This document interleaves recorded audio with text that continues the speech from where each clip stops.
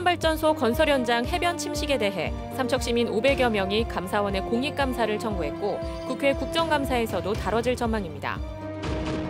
경제자유구역 망상지구 개발 사업자 실행 능력에 대한 의심이 나오고 있는데 경자구역청이 업체 검증에 미온적이란 비판이 제기되고 있습니다. 정선 동강유역에 태풍 때 발생한 쓰레기가 상류로부터 떠내려와 쌓였는데 제때 치워지지 않고 방치되고 있습니다.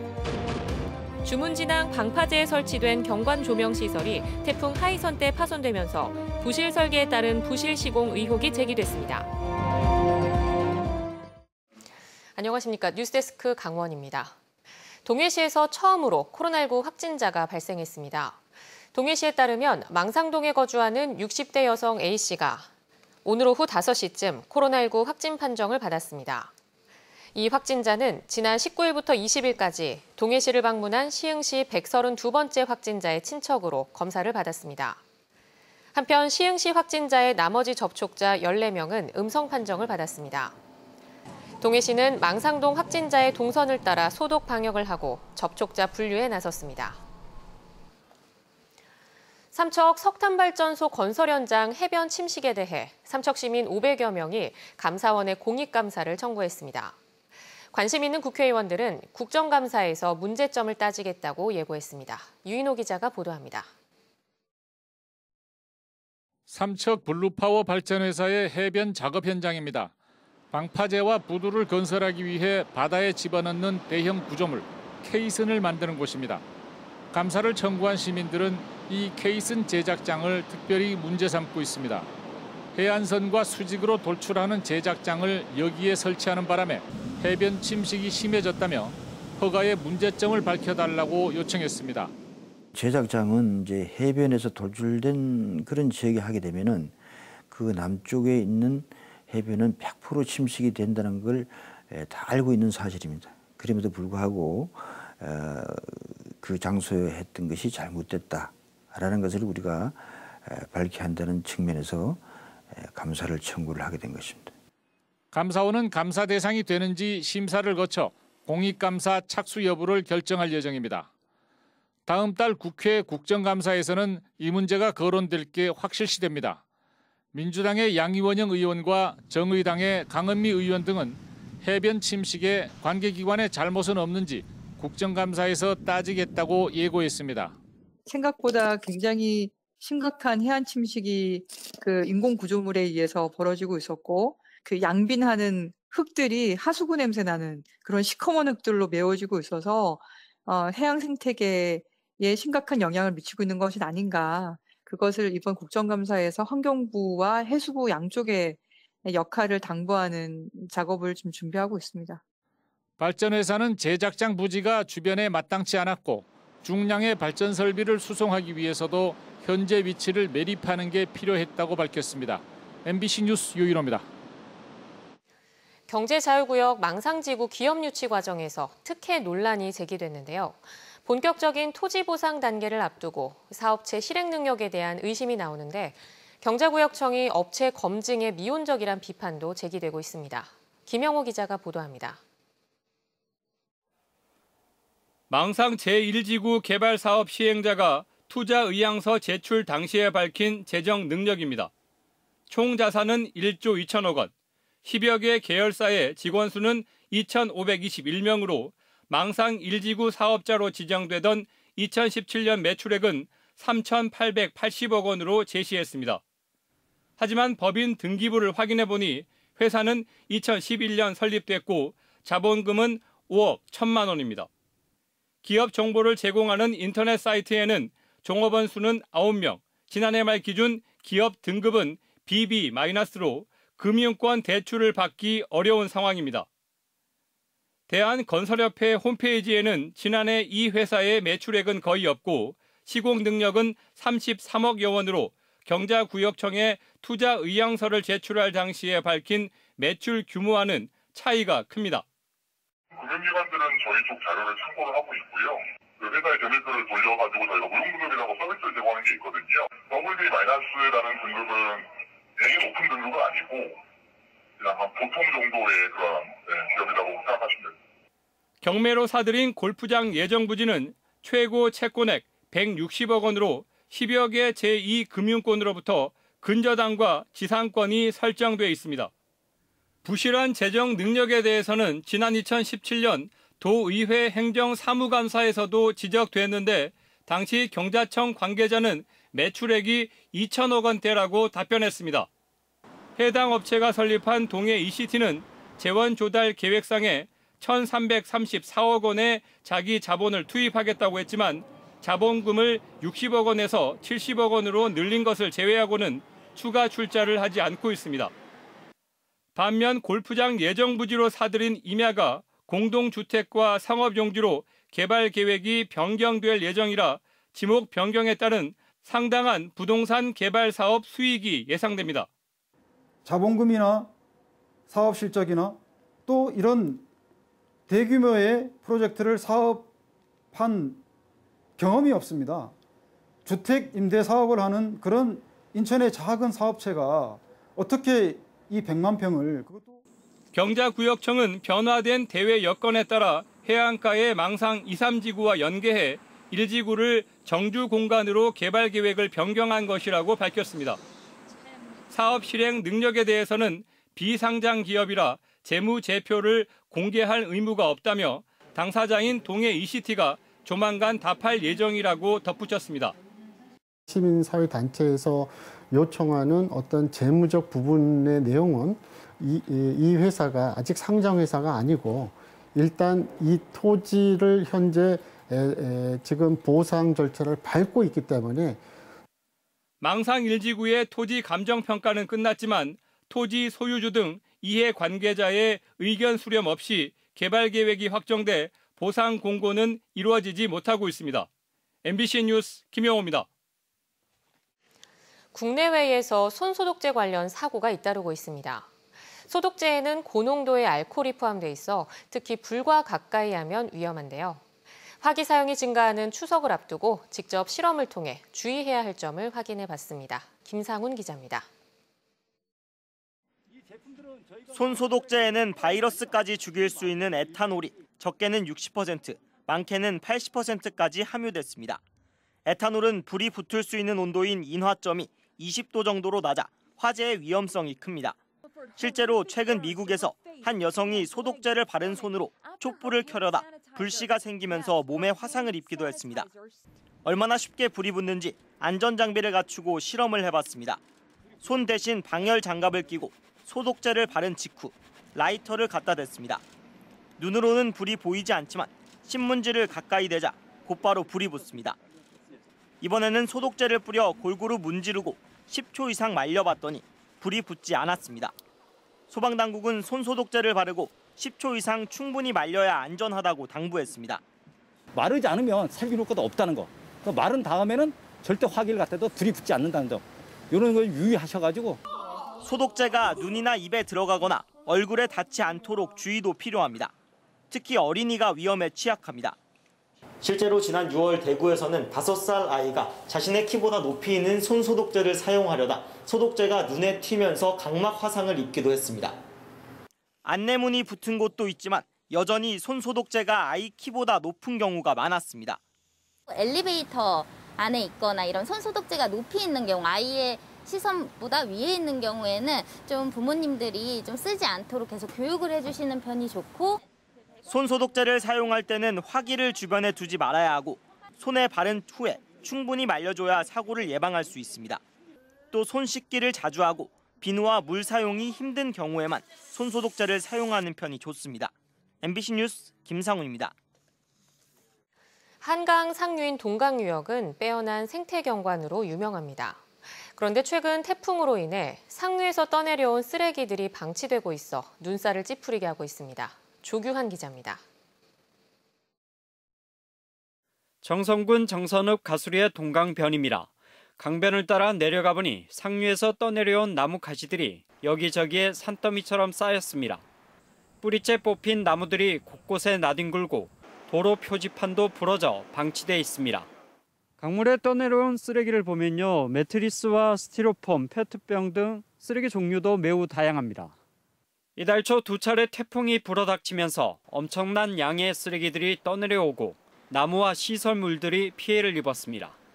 주민들은 태풍 때문에 어쩔 수 없다고 말하면서도 쓰레기가 빨리 치워지지 않아 답답해합니다. 동강변 내려가면서 전체가 쓰레기가 이렇게 걸려 있으니까 뭐 주민들 스스로도 그렇고 오는 탐방객들도 그렇고 뭐 환경청의 이 환경 보존 지역이라는 게 말이 안 맞는다는 얘기죠. 실질적으로 관리 자체가 안 되니까. 주민들과 지자체가 쓰레기를 빨리 치우고 싶어도 동강유역은 생태경관 보존 지역이어서 임의로 정비할 수 없습니다. 결국 관리 주체인 원주지방환경청이 직접 나서야 하는데 현장 파악조차 민원이 제기돼야 이루어지고 있어 볼멘 소리가 나오고 있습니다. 태풍으로 인한 수해 피해 현장 파악을 지난주에 완료하였으며 처리해야 할 쓰레기의 양, 처리 방법 등을 확정하여 추석 연휴가 끝나는 대로 처리할 계획입니다. 주민들은 동강유역이 말뿐인 보존 지역에 그치고 있다며 보다 적극적인 환경 행정을 요구하고 있습니다. MBC 뉴스 조규환입니다. 태풍 마이삭과 하이선이 지나가면서 강릉 주문진항에 설치된 경관 조명이 파손됐습니다. 더불어민주당 강릉시 지역위원회는 부실공사 때문에 태풍 피해를 입었고 공사 금액도 과다 책정됐다고 주장하는 데 반해 강릉시는 문제가 없다고 반박했습니다. 이용 기자가 보도합니다. 방파제 난간이 부서져 접근을 막는 통제선이 설치돼 있습니다. 전선과는 여기저기 구부러지고 파손됐습니다. 난간에 매달려 있는 조명도 떨어져 나갔습니다. 지난번 태풍 하이선으로 경관 조명이 피해를 입었습니다. 주문진 방파제를 따라 1km에 걸쳐 전선관과 조명 등을 설치한 이 경관 조명 사업은 강릉시가 2억여 원을 들여 지난 7월 완공했습니다. 그런데 방파제의 다른 시설물은 멀쩡한데 유독 경관 조명 시설만 망가지면서 부실 공사 의혹이 일고 있습니다. 설계가 부실해 이런 일이 벌어졌고 대책을 세우지 않으면 예산만 낭비할 거라는 문제가 제기됐습니다. 크지 않는 파도에도 훼손될 수 있는 구조적인 문제를 가지고 있었다. 현재 설계대로 계속 보수를 한다면 크지 않는 파도에도 지속적으로 훼손되어 강릉시의 세금이 계속해서 들어가야 한다. 공사 금액을 부풀렸다는 의혹도 나오고 있습니다. 조명의 기능을 살리고 창조적 공간을 연출한다는 열주등입니다. 100만 원이 넘지 않는 비용으로 이 열주등 한 개를 제작할 수 있지만 이번 공사에서는 480여만 원이 든 것으로 나타났습니다. 난간에 설치한 투광 조명 등도 시중에서는 11만 원 정도에 살 수 있지만 시공 비용은 115만 원이 책정됐습니다. 더불어민주당은 공사 과정에서 발생한 이 같은 문제는 강릉시의 소홀한 관리 감독 때문이라고 지적했습니다. 이에 대해 강릉시는 태풍의 위력이 강해 피해가 발생했을 뿐 설계상의 문제라고는 볼 수 없고 공사 금액은 설계 용역에 따라 정당하게 집행했다고 밝혔습니다. 많은 피해를 겪었습니다. 그렇다면은 과연 이 태풍이 민주당에서 제기하신 만큼 약한 태풍이냐에 대한 제가 말씀을 먼저 드리고요. 그러면서도 감사를 통해 문제가 나오면 조치하겠다고 덧붙였습니다. 공사 과정에 문제를 제기한 더불어민주당은 추가 조사를 벌여 형사 고발을 검토하겠다고 밝혔습니다. MBC 뉴스 이용입니다.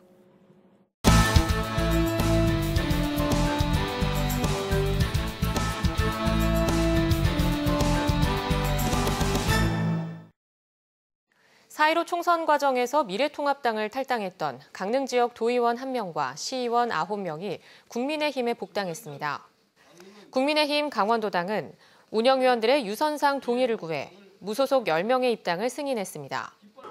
이들은 4.15 총선에서 권성동 의원의 공천 배제에 반발해 미래통합당을 탈당했고 지난 17일 권성동 국회의원이 복당함에 따라 이번에 재입당했습니다.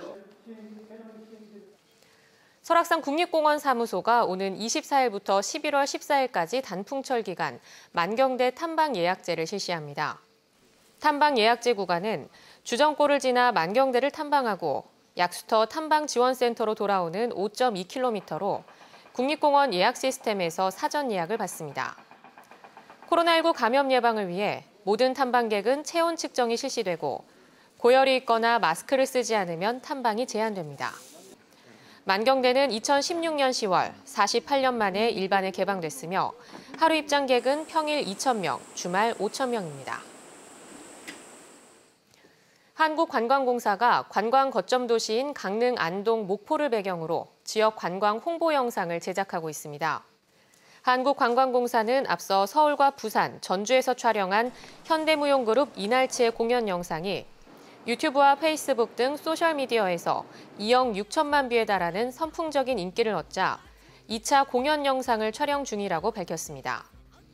공연 영상은 전통적인 판소리에 현대적인 팝 스타일을 접목하며 다음 달 안으로 한국관광공사 공식 유튜브에 업로드될 예정입니다. 부실한 코로나19 검사 증명서를 검역소에 제출한 러시아 선원이 해경에 적발됐습니다. 동해해양경찰서는 지난 15일 정식 검사 의료기관이 아닌 곳에서 발급한 비공식 유전자 증폭 음성 확인서를 우리 검역소에 제출한 혐의로 러시아 선원 B씨를 검거했습니다. 방역당국은 지난 8월 3일부터 외국인 선원들이 코로나19 음성 판정을 받은 것을 증명하는 확인서를 제출해야만 입국을 허용하고 있습니다.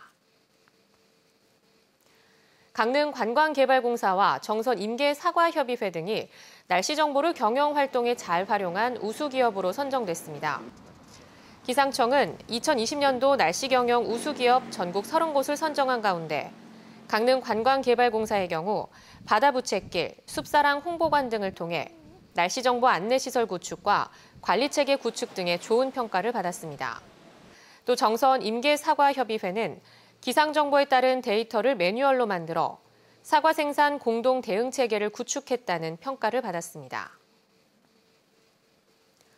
고성군 소재의 사격장에 대한 군소음 측정 용역 설명회가 열립니다.